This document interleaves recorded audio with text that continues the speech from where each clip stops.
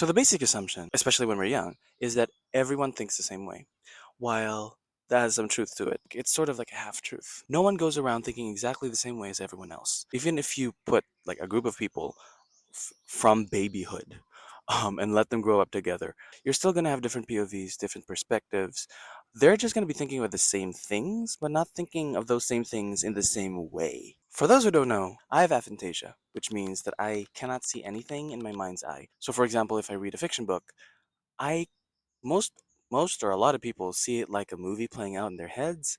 I don't. I just see black. And in this picture that I'm going to put here, I see the number one sort of square or rectangle. Most people will see either a 5 or a 6. Some people will see more. My gosh, I posted this on Instagram and people say they see a red dwarf. Like, okay, calm down. And no, this isn't a disability. It's simply a condition.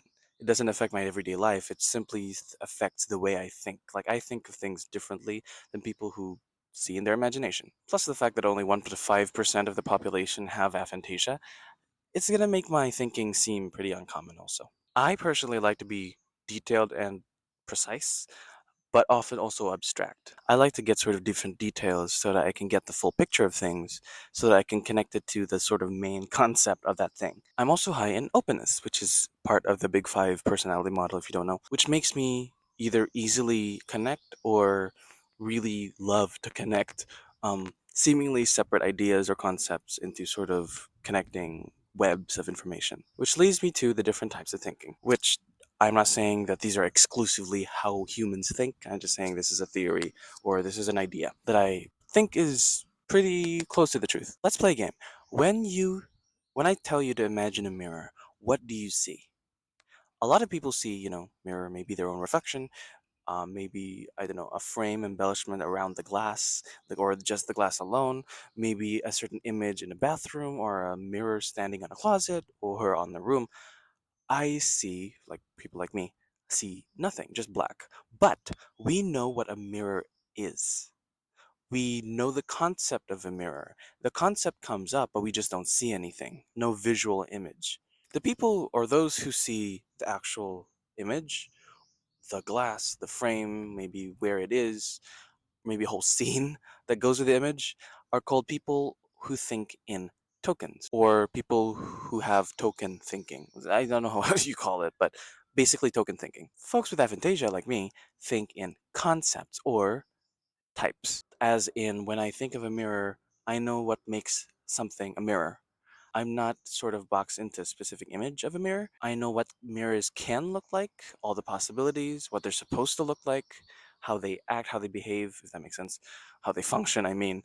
But there's no specific image that comes up. People who think like this think in types or are type thinkers. Now, I'm not saying people who think in this or like this are automatically boxed into those boxes. Actually, most people think using both sort of ways of thinking. I'm just pointing it out. I specifically am very much boxed in into type thinking. I can think visually, I just don't know when or how to sort of activate that. It just happens sometimes. So I'm a same type thinker. My point here is there is no better or worse. There's just different applications and different types and different uses for different types of thinking. For example, fields that require abstract thinking and connecting different ideas and synthesizing things require more type thinking because we can't really be boxed in into a certain visuals and not be open to other things. And I'm not saying token type thinkers aren't open. I'm just saying they typically tend to be or tend to have an already sort of presupposition of what something looks or is supposed to be in their minds.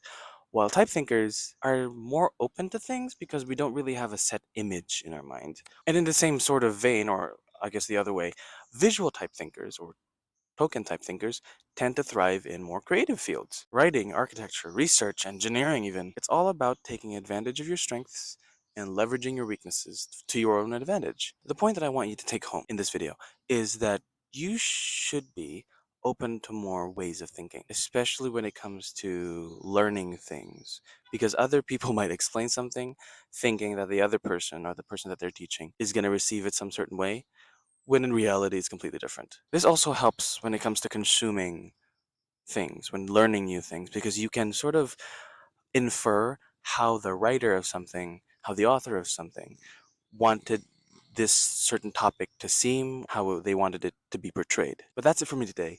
If you like this type of content, please do say so in the comments. I'm not famous enough to be able to not reply to comments anyway. But regardless, thank you so much for watching to the end. I'll see you in the next one.